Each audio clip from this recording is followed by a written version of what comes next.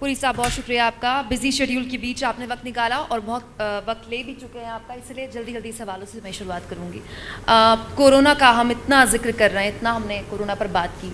जिस सेक्टर को सबसे ज़्यादा सेटबैक लगा कोरोना का, वो एविएशन सेक्टर था। अब भी हम Q1 Q2 के आंकड़े देखते हैं, इंडिगो के, गो एयर के, स्पाइस जेट के या फिर एयर इंडिया के, तो डराते हैं। रिकवरी का रास्ता देखते हैं आप, कैसे देखते हैं, कहाँ तक देखते हैं? पहली बात तो मैं विजय धरदार जी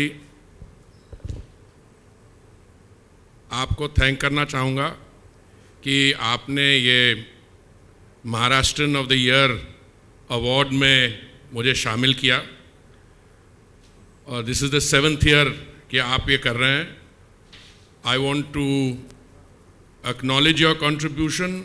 मोर than that, I want to pay a tribute, क्योंकि जब कोरोना महामारी का हमारे पास चैलेंज आया तो सरकार की ये जिम्मेवारी बनती है कि हम उस क्राइसिस को रिस्पॉन्स दें, और हमारे प्रधानमंत्री श्री नरेंद्र मोदी जी ने एंड टाइम पे लॉकडाउन जो कॉम्प्रिहेंसिव था, इफ़ेक्टिव था, 23 मार्च को ये लॉकडाउन उन्होंने शुरू किया।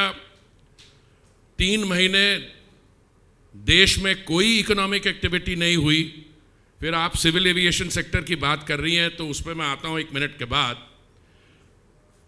आज स्थिति ये है कि जब लॉकडाउन हुआ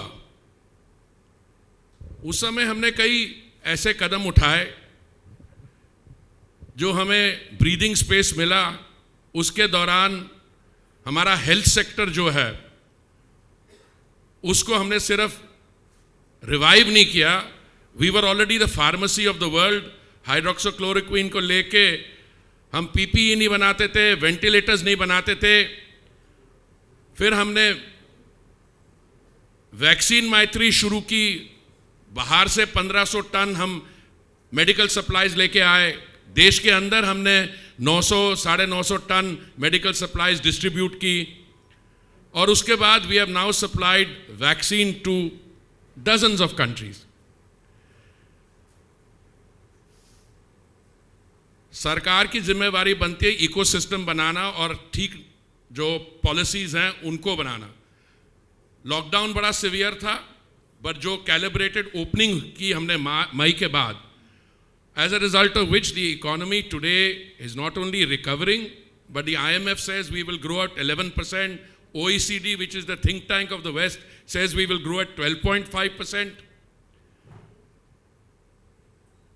हम इकोनॉमिक रिकवरी दिखा नहीं रहे हैं, but we are also going to come out of this because of आत्मनिर्भरता in a much stronger position than we were earlier. मुझे क्यों खुशी है आपके साथ यहाँ शामिल होने की? क्योंकि आपने 2 ऐसे महान व्यक्तियों को ऑनर किया है। एक डॉक्टर साहब जिन्होंने पुणे में 31 साल से वो सेवा करते आ रहे हैं, पर आपको शायद याद होगा नहीं मार्च 2020 में जब प्रधानमंत्री जी ने मन की बात की, तो मुझे याद है यही डॉक्टर साहब ने जो काम किया उसकी भी वहाँ चर्चा हुई। और मैं तो जितनी प्रशंसा करूँ बाबा की उतनी कम है। रिलीजन, कास्ट, रीजन को एक तरफ रखते 700 से अधिक, जो 750 उनकी बेरियल क्रिमेशन करना, मैं समझता हूं इससे बढ़िया समाज सेवा क्या हो सकती है। अब मैं माफ कीजिए मैंने भी थोड़ा समय ले लिया, पर आपके जो सवाल है सिविल एविएशन के बारे, और मुझे याद करवाना एक और, मुझे बहुत खुशी है क्यों मैं आज यहाँ पे आके बहुत मुझे एक तरफ से गर्व भी है, बताऊंगा। देखिए, सिविल एविएशन सेक्टर कोरोना से पहले हम लोग कहते थे we are the world's 3rd largest domestic civil aviation market. मुझे अब उम्मीद है, पहले मैं कहता था कि जब हमारा समर शेड्यूल खुलेगा 1 अप्रैल को, we will be back to pre covid levels, but थोड़ी सी हमें कठिनाई अभी आ रही है। वो इसलिए क्योंकि महाराष्ट्र में, और महाराष्ट्र की बात यहाँ केरल, करनी दिल्ली, सही सही है, बात है। कुछ और जगह में उन्होंने एडिशनल प्रिकॉशंस लगाए हैं, क्योंकि there is an apprehension that we may be facing a second wave of corona. तो इसलिए they have now, we have try to go little slow. हमने मई 25 को 30% अपना सेक्टर सिविल एविएशन खोला था, अभी हम 80% खोल लिए हैं, और मुझे उम्मीद है जल्द ही, शायद 1 अप्रैल तक नहीं खोल पाए, बट उसके तुरंत बाद we will be able to open up 100% of the civil aviation sector. हमारे जो एयरलाइंस हैं रिवाइव कर रही हैं, but many of them were stranded even before the pandemic. और आपने जिन एयरलाइंस की बात की है, some of them are in a slightly more comfortable position than the others, but all of them I think have felt some strain because 3 महीने तो कुछ economic activity रही नहीं। अच्छा, उसके साथ जब हमने शुरुआत की, when we opened up, जो एविएशन टर्बाइन फ्यूल के रेट्स थे, they were low। अब इकोनॉमिक एक्टिविटी बढ़ने के कारण ATF के रेट्स भी बढ़ गए हैं, और देखिए फिर आने वाले महीने में, so the philosophy is revive and reclaim. जो हमने सिविल एविएशन में खोआ था because of the hubs outside, हम इकोनॉमिक एक्टिविटी रिवाइव करना चाहते हैं और रिक्लेम करना चाहते हैं, और मुझे पूरा विश्वास है आने वाले समय में we will not only be the world's 3rd largest domestic market, but the world's 3rd largest civil aviation market in overall terms. ये तो बहुत अच्छी बात है। आपने ATF का जिक्र किया, आसान भाषा में अगर दर्शकों को मैं कहूँ तो ATF मतलब होता है वो ईंधन जो कि विमानों में भरा जाता है। इस बात की मांग है पुरी साहब कि उस GST के दायरे में उसको लाया जाए ताकि लागत कम हो जाए और यात्रियों को सीधे सुविधा मिले, इससे भी बूस्ट मिलेगा सेक्टर को। इस पर कुछ बात हो रही है क्या? देखिए, जो भी सिविल एविएशन मिनिस्टर होगा वो हमेशा वो बात करेगा जो एयरलाइंस के हक में हो, इसलिए मैं भी करता हूँ, मैं भी कहता हूँ GST में लाना चाहिए, पर GST जो है, GST council is made up of the states also. तो कई जो स्टेट्स हैं हमारी, अब उस क्यों वो नहीं लाना चाहती है, because it's a source of revenue और whatever, I don't want to go into the debate.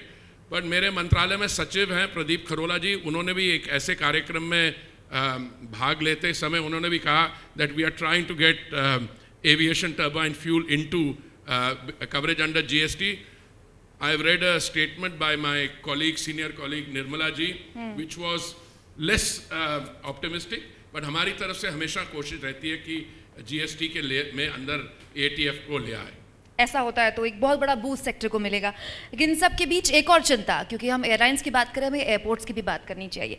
AI को दिल्ली मुंबई हवाई अड्डों की हिस्सेदारी बेचने के मामले में कांग्रेस के पूर्व अध्यक्ष राहुल गांधी ने भी एक ट्वीट किया, हालांकि कल आपने ट्वीट करके उनको जवाब भी दिया, लेकिन इंडस्ट्री के अंदर भी इस बात को लेकर चिंता है कि क्या सरकार के हाथ से सारा राजस्व चला जाएगा?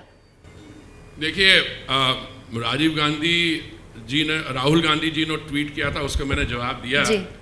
आप कितनी बात उनकी सीरियसली लेते हैं उस पर I don't want to get involve, but मैं आपको याद करवाना चाहता हूं कि ये 2 बड़े जो हवाई अड्डे हैं दिल्ली और मुंबई, इनकी प्राइवेटाइजेशन हुई थी 2006 में। 2006 में किसकी सरकार थी सेंटर में? पहली बात। दूसरी बात, जब ये प्राइवेटाइजेशन हुई दिल्ली और मुंबई एयरपोर्ट्स की, तो प्राइवेटाइजेशन का मतलब ये नहीं है कि किसी को दे दिए गए हवाई अड्डे, उसका मतलब ये है कि आप ऑपरेट करेंगे उन हवाई अड्डों को, उनको मेंटेन करेंगे, ठीक है। और 2006 में जब प्राइवेटाइजेशन हुई, 31 दिसंबर 2020 तक इस प्राइवेटाइजेशन के कारण एयरपोर्ट्स अथॉरिटी ऑफ इंडिया को 29,000 करोड़ रुपए मिले एज रिसोर्सेज। वो 29,000 करोड़ लेके हमने देश के जो बाकी हवाई अड्डे हैं उनकी डेवलपमेंट किया। मेरे भाई हैं यहाँ पे यूपी उत्तर प्रदेश से इलेक्टेड थे उत्तर प्रदेश में। हाँ, अरे भैया, मैं आपका नाम थोड़ा भूल सकता हूँ, आप मेरे साथ कितनी लंबी चर्चा करते थे। तो उत्तर प्रदेश में हम नए हवाई अड्डे बना रहे हैं, हम देश भर में बना रहे हैं। मोदी जी की सरकार ने यह निर्णय किया कि अगले कुछ सालों में हम 100 नए जो under service under utilized air strips हैं वो करेंगे। 6 और हमने एयरपोर्ट्स की प्राइवेटाइजेशन की बात की है।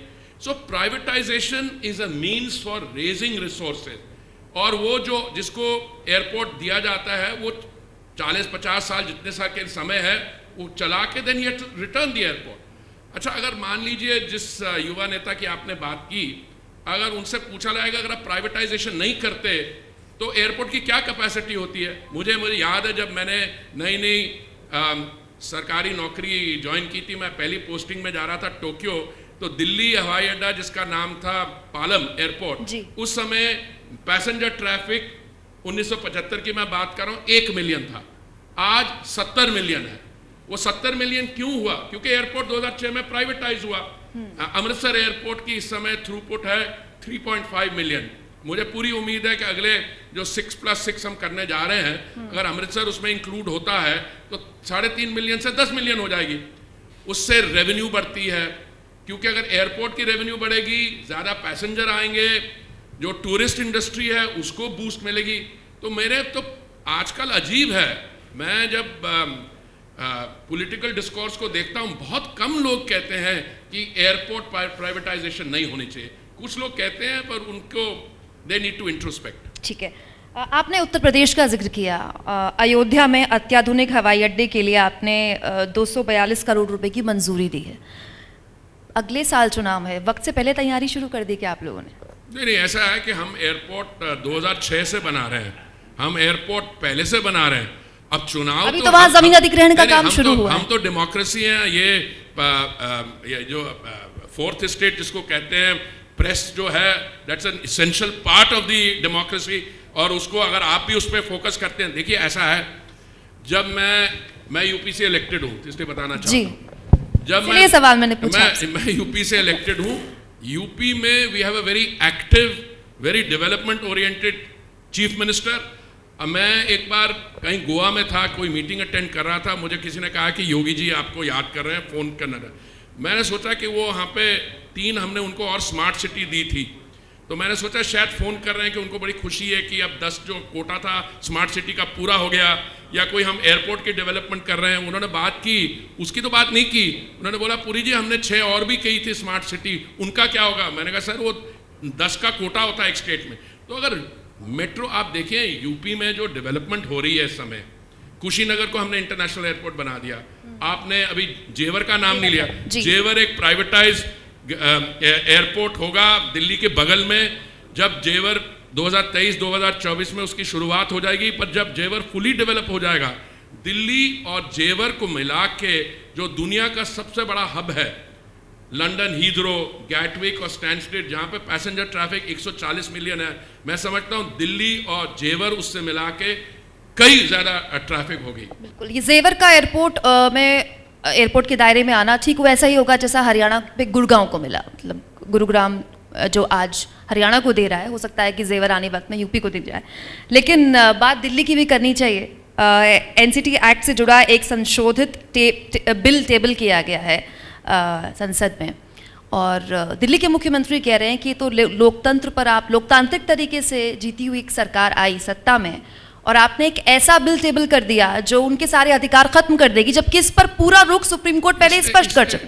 पहली बात तो ये माननीय गृह मंत्री जी के मंत्रालय में आता है, पर ये जो कहना कि इस बिल लाने से अधिकार खत्म हो, नहीं।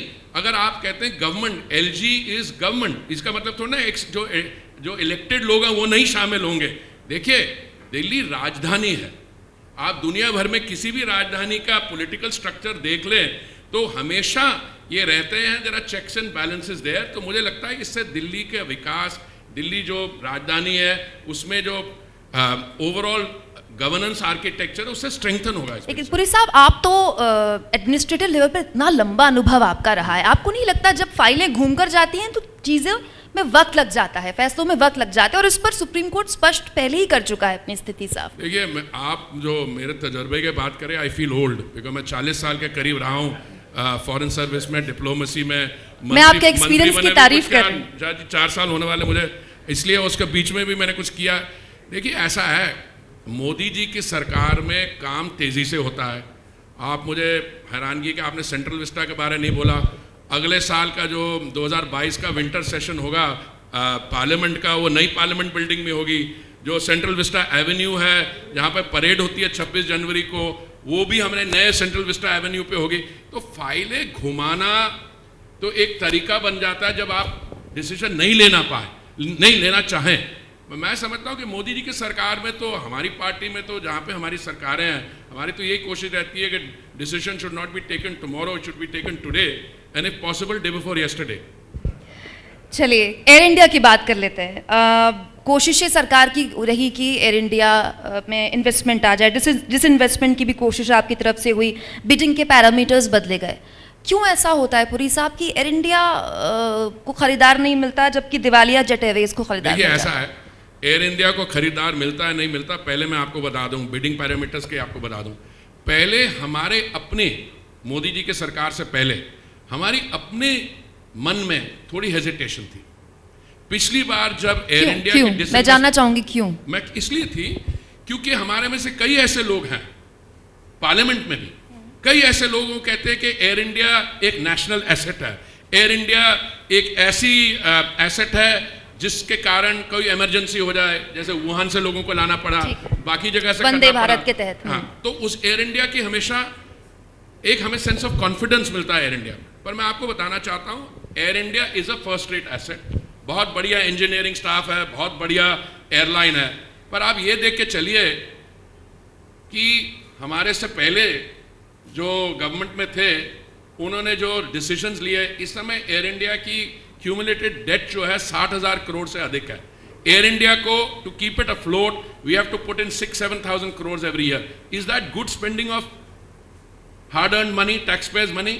और shouldn't we use the money कि महाराष्ट्र में कहीं प्रधानमंत्री आवास योजना पे लगा दें, शौचालय बनाने में लगा दें, रिवर फ्रंट क्लीनिंग में लगा दें, फिशरीज डिपार्टमेंट में लगा दें? That's better uses of money. And let me explain to you, पहले बड़ी निंदा होती थी कि एयर इंडिया को क्यों बेच रहे हैं। पिछली बार जब निर्णय लिया गया तो क्या सिर्फ 76% डिसइन्वेस्ट होगा, बाकी हम अपने पास रखेंगे। इस बार हमने ये फैसला किया कि ये चलेगा नहीं, without hesitation 100% Air India must be privatised, disinvested. And so far as the timeline is concerned, the good news I have to give you is we are determined, and I am confident before June. We are already on the 16th of March. Before the end of June, Air India will be privatized. ये आप बहुत बड़ा यहाँ पर बयान दे रहे हैं, और अगर ये सही होता है तो सफ़ेद हाथी के तौर पर एक एयर इंडिया है हमारे लिए। उस सफ़ेद हाथी का कुछ इलाज हो जाएगा। आपने बबल देशों का भी जिक्र किया। हम जब तक एविएशन सेक्टर को अगर हम बूम में लाना चाहते हैं, हमको इंटरनेशनल फ्लाइट्स तो पुरी साहब आज नहीं तो कल खोलनी पड़ेंगी। हम अब तक बबल देशों के ही निर्भर हैं। Bubble is only another name for an instrument for international flights. अगर मेरे if the decision was left to me, मैं तो इंटरनेशनल फ्लाइट सब खोल दूं एकदम। But international flights depend on two things.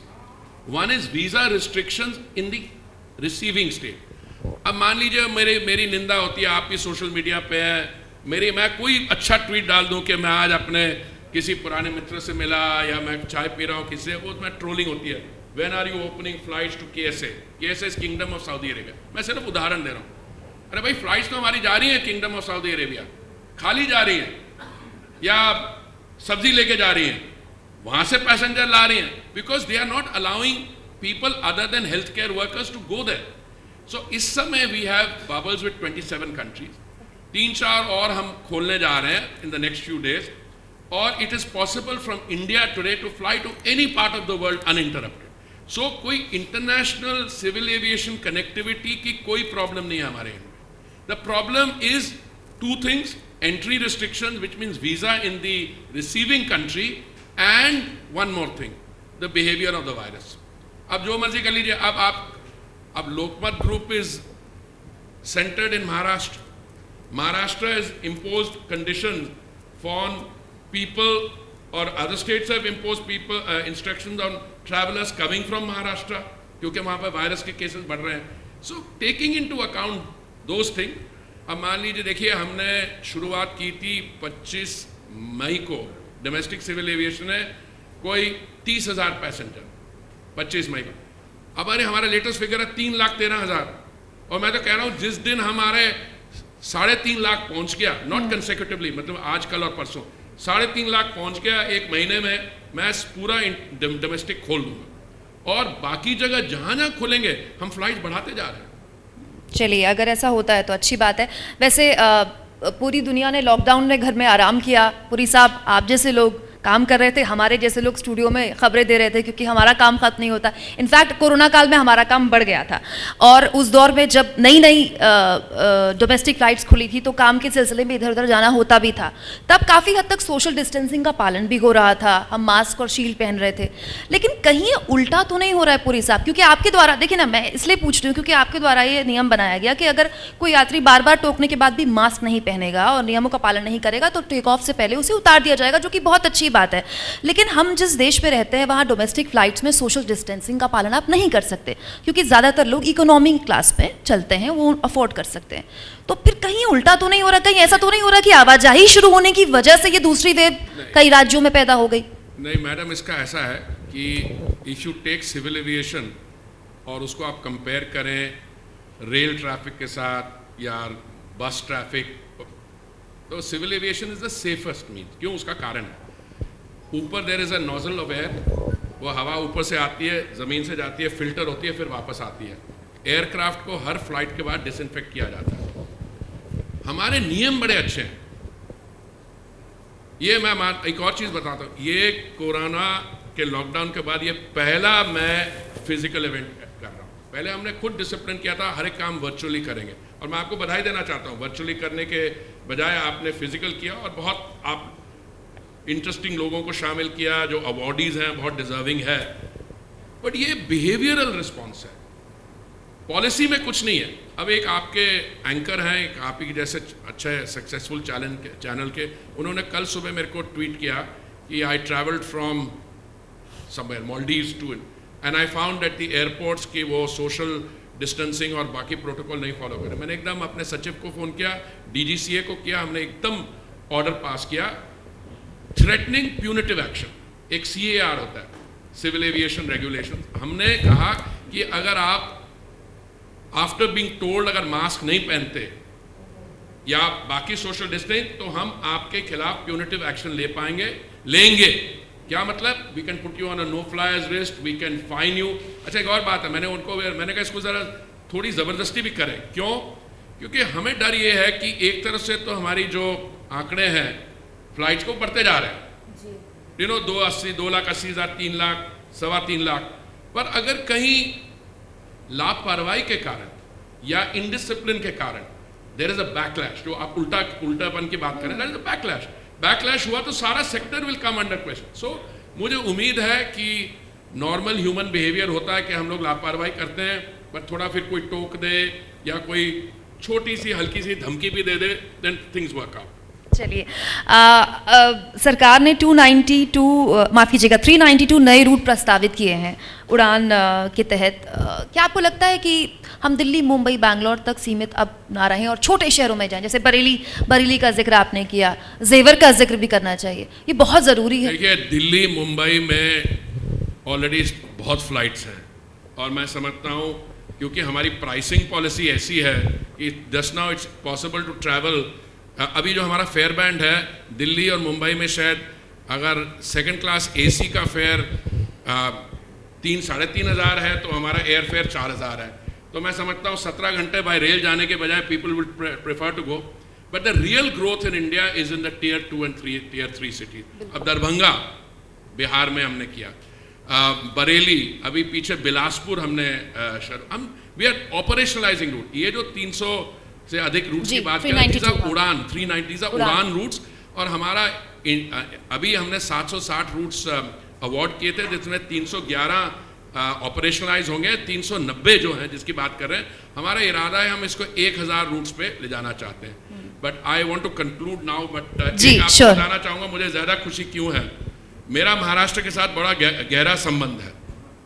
वो क्यों, आप पूछेंगे? I am married to a Maharashtrian, so मैं महाराष्ट्र का दामाद हूँ। तो इसलिए जब मुझे लोकमत के वो कहाँ है मेरा मित्र, वो हरीश गुप्ता कहाँ है वो, हाँ, तो उसको मैंने जब बोला, मैंने उसको भी नहीं बताया। मैंने कहा नहीं, मैं ज़रूर आऊँगा, पर मुझे बहुत खुशी है कि आप महाराष्ट्रियन ऑफ द ईयर कर रहे हैं, और जिस तरीके से आप अपने 600 रिपोर्टर्स, ग्राउंड रिपोर्टर्स के थ्रू जो हमारे भाई बहन है जो समाज सेवा कर रहे हैं, ऐसे शानदार आपने आज डॉक्टर साहब को और बाबा को अवार्ड किया, मैं उसमें आपको बधाई देना चाहता हूँ और thank you madam for Thank you so conducting much. A very civilized interview. Thank you. Thank you so much Puri साहब एबीपी न्यूज़ को वक्त देने के लिए। पुरी साहब ये जानकारी नहीं थी कि आप हमारे दामाद है करके। और हाँ हाँ बिल्कुल।